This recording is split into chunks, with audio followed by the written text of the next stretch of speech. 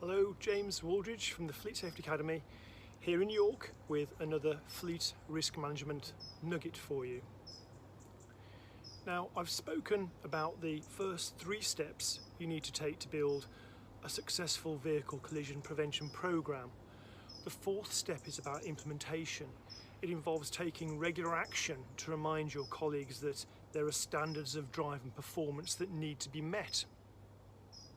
There are a wide variety of steps that you can take, and these steps don't need to be overbearing, they don't need to be costly.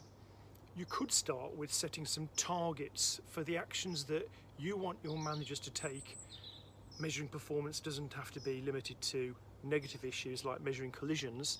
You could set positive targets that stipulate, for example, how many toolbox talks should be given to drivers, or how many conversations a week should be held between managers and drivers on driving standards issues.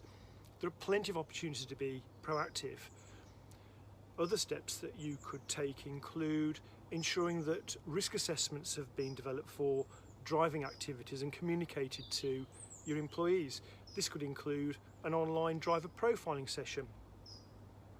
Reviewing camera footage is a great idea if you have cameras on your vehicles, because you can check on good and bad driving practice and give feedback to your drivers.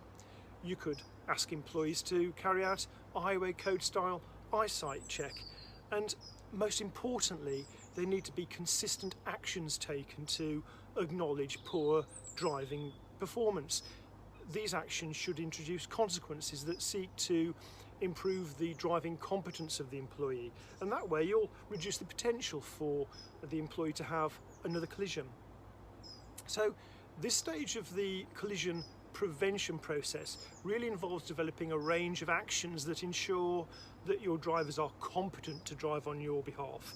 It also ensures that employees are aware of the risks and controls in respect of driving at work activities. If you need templates and procedures to help you develop these action points, join the Fleet Safety Academy.